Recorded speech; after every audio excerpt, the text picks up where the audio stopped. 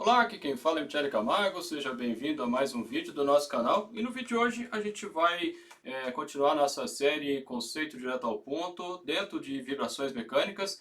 E nesse vídeo a gente vai falar o que é fator de amortecimento, né? Esse é o objetivo do nosso vídeo. Mas para a gente entender fator de amortecimento, a gente também tem que falar de coeficiente de amortecimento viscoso e também temos que falar sobre o coeficiente de amortecimento crítico, ou também constante de amortecimento crítico, como coloca alguns autores, né? Mas antes da gente falar do tema, né, da gente entrar no tema, gostaria de te pedir para se inscrever no nosso canal, curtir o nosso vídeo e compartilhar o nosso vídeo no WhatsApp, no Facebook, né, nos lugares aonde você se comunica aí com seus amigos, né, com o pessoal da sua sala e por aí vai, né, e com seus amigos de empresa, para caso você seja também um funcionário de alguma empresa aí.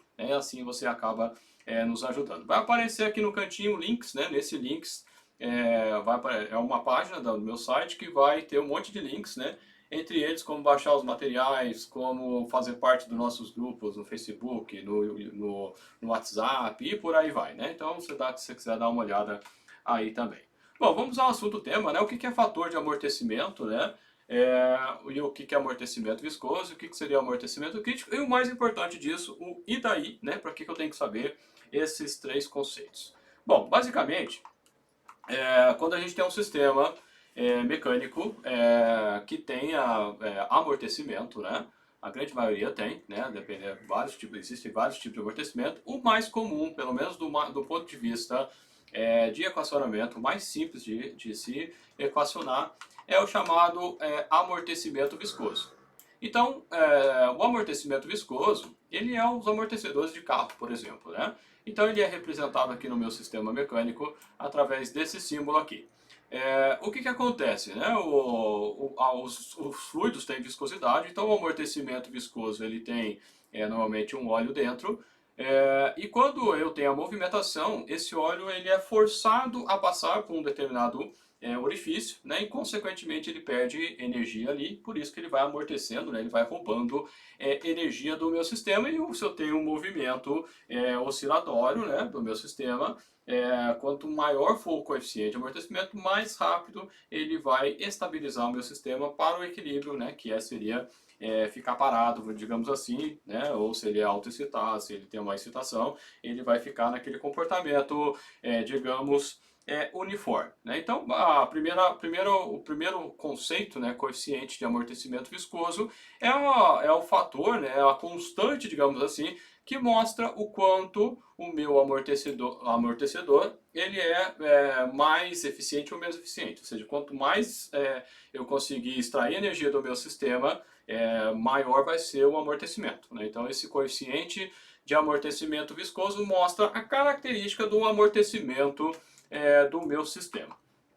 E aí, quando eu tenho esse tipo de sistema, aplicando a equação de Newton, né, das leis de Newton, que é força igual a massa vezes aceleração, quando você pega a força de mola, você pega a força do amortecimento e você equaciona isso, eu chego na equação básica da vibração, que é mx dois pontos mais cx ponto mais kx igual a zero. Traduzindo, massa vezes aceleração mais o amortecimento, né, o coeficiente de amortecimento viscoso, que seria o C aqui, né, que eu acabei não colocando, vezes a velocidade, né, o x ponto é a velocidade, mais o kx, que isso aqui representa a mola. Então, isso aqui representa o amortecedor, isso aqui representa a mola, e esse aqui representa a força resultante, né, do meu sistema lá da lei de Newton, força igual a massa vezes aceleração. Aceleração, quando eu faço pelo método de derivadas, né, a representação da derivada de segunda ordem do deslocamento vai ser a aceleração, então eu coloco dois pontos. Isso aqui é uma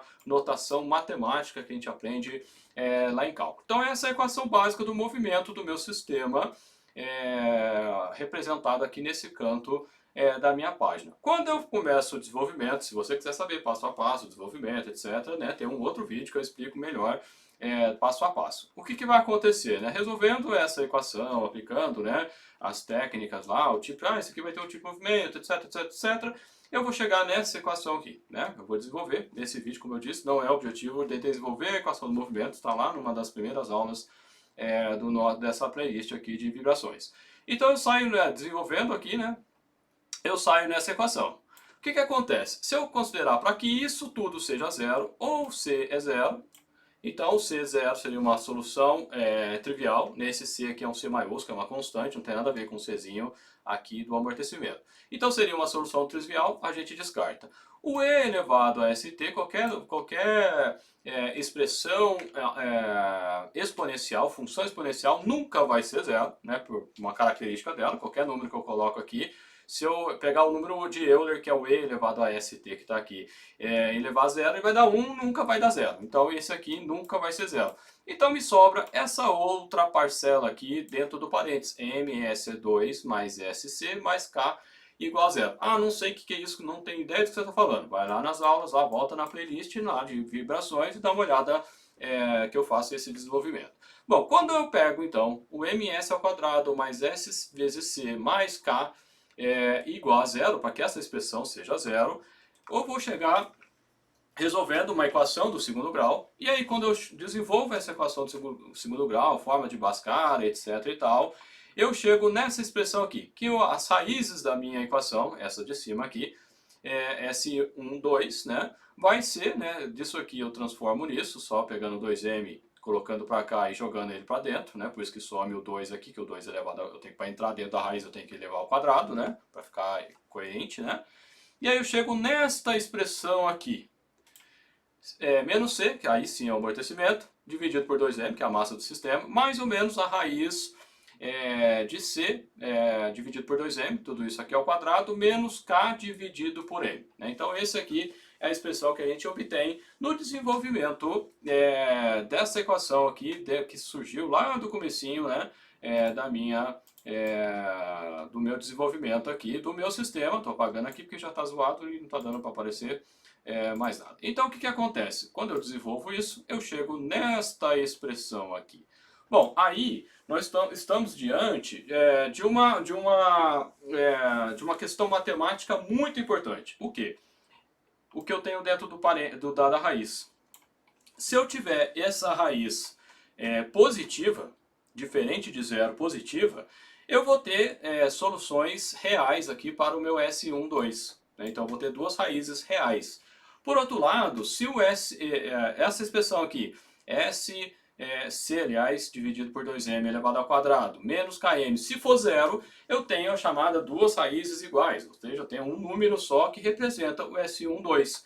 E por outro lado, se esse número for negativo, eu não tenho raízes reais, mas eu tenho raízes de números complexos. É por isso que vibrações é mais complicado, porque eu saio dos números reais e vou para os números complexos, né? Utilizo os números complexos. Então, essa questão ela é tão importante dentro da análise de vibrações, dentro do contexto de vibrações, que eu crio uma propriedade para falar dela. E qual que é essa propriedade? É o tal do coeficiente de amortecimento crítico, ou constante de amortecimento crítico, é a mesma coisa, são nomes diferentes para a mesma coisa. Então, se eu pego o que está dentro do parêntese, deixa eu apagar de novo que já está zoado, se eu pego o que está dentro do parêntese e faço essa análise, onde o meu crítico é o zero, né? Então, ou seja, se isso aqui for zero, eu tenho raízes ainda, são reais, mas é apenas uma, maior que zero, positivo, menor que zero, raízes imaginárias. Então o que eu chamo? O fator de amortecimento para essa condição, quando o valor aqui debaixo da raiz for zero, eu chamo de amortecimento crítico. Então, o coeficiente ou constante de amortecimento crítico. Então, o que é constante de amortecimento crítico? É o amortecimento que eu tenho no meu sistema, do qual eu tenho apenas uma raiz, né, uma solução, apenas uma raiz, né, um valor distinto para a minha raiz. Então, até agora, a gente já definiu o coeficiente de amortecimento viscoso e coeficiente de amortecimento crítico. E agora sim, falando do fator de amortecimento, alguns livros usam essa letra grega psi ou xi, né? Às vezes uma outra letra aqui. O que é o fator de amortecimento, portanto? O fator de amortecimento é diferente de coeficiente de amortecimento crítico, que é diferente de coeficiente de amortecimento viscoso. Ele é a relação entre o amortecimento que eu tenho no meu sistema e aquele que seria o amortecimento crítico do meu sistema, que está relacionado com essa situação aqui. Então, se eu separar aqui o coeficiente de amortecimento crítico aqui, eu vou ter uma expressão relacionando a massa e ao K aqui do meu sistema, né? Então, eu consigo obter qual é o valor de C para que isso aqui dê zero, né? Essa é a questão. E aí vem a pergunta que não quer calar. E daí, para que eu preciso saber disso? A relação entre o fator de amortecimento, o QC, que relaciona o C com o CC, ele mostra o comportamento do meu sistema. Como que o meu sistema irá se comportar do ponto de vista do amortecimento. Então, se eu tenho o meu sistema, eu vou ter chamado subamortecimento. O que é o subamortecimento? É quando, voltando aqui na expressão, o valor de QC ele é um valor entre 0 e 1. Quando eu tenho o QC igual a 1, eu tenho o chamado amortecimento crítico. E quando eu tenho o QC maior do que 1, eu tenho o chamado supercrítico. Aí a pergunta de novo, e daí que quando eu tenho um sistema subamortecido, ele se comporta dessa forma, em forma de... ele vai oscilar várias vezes, digamos assim. Então eu tenho essa curva maior, que seria o meu sistema aqui sem amortecimento. Por isso que ele está escrito aqui na figura como undamped, que seria sem amortecimento em inglês. Quando eu tenho, vou mudar até a cor aqui, vou mudar para verde, o amortecimento, subamortecimento, ou seja, o fator de que se ele é entre 0 e 1, tá, e daí, o que significa isso? Significa que se para isso aqui ser entre 0 e 1, significa que o fator de amortecimento crítico é maior do que o fator de amortecimento viscoso. Então, quando eu tenho o subamortecimento, ele vai ter esse comportamento que está tracejado, que eu estou reforçando aqui. Então, seja, se eu fosse continuar, ele vai diminuindo até estabilizar por completo. Na verdade, nunca estabiliza, mas ele vai estar aproximadamente estabilizado. E quando eu tenho agora o sistema, apertei até errado aqui, quando eu tenho o sistema, vou mudar a cor, vou botar roxo, o sistema crítico, ele é aquele onde eu tenho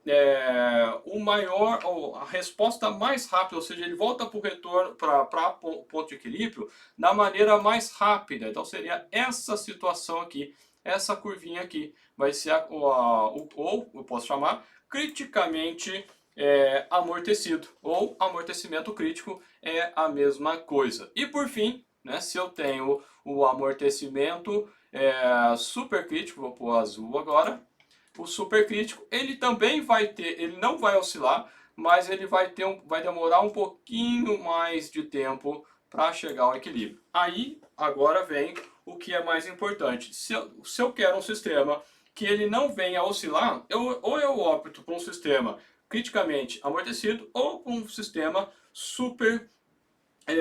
um amortecimento supercrítico. Então, por exemplo, aquelas portas de vidro, né? Quando você solta, ela vem e no finalzinho ela amortece e para. Então, ali eu tenho um amortecimento, ou é um amortecimento crítico, ou é um amortecimento supercrítico. Eu não quero que a porta bata várias vezes e depois vai para a estabilidade. Então, depende do que você precisa, você vai trabalhar o seu sistema de tal maneira que ele caia ou no amortecimento crítico, ou no amortecimento supercrítico, ou num subamortecimento. Seria essa, ou um amortecimento subcrítico. Então, essa é a importância do fator de amortecimento. Então, repetindo, fator de amortecimento entre 0 e 1, quer dizer, na verdade nunca vai dar zero, né? Porque os valores, você não tem amortecimento zero.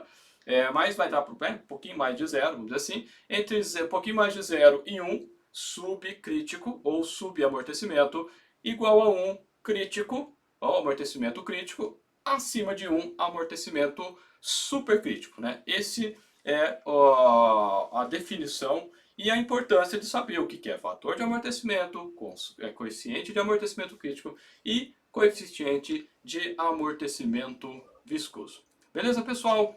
Se gostou desse vídeo, compartilha, dê um joinha, se inscreva no nosso canal e, né, se quiser aprofundar os seus conhecimentos em vibrações, nós temos um curso de vibrações com mais de 150 aulas, já apareceu um link aqui, basta você clicar e ver se o conteúdo programático atende às suas expectativas. Beleza, pessoal? Um abraço e a gente se vê no próximo vídeo.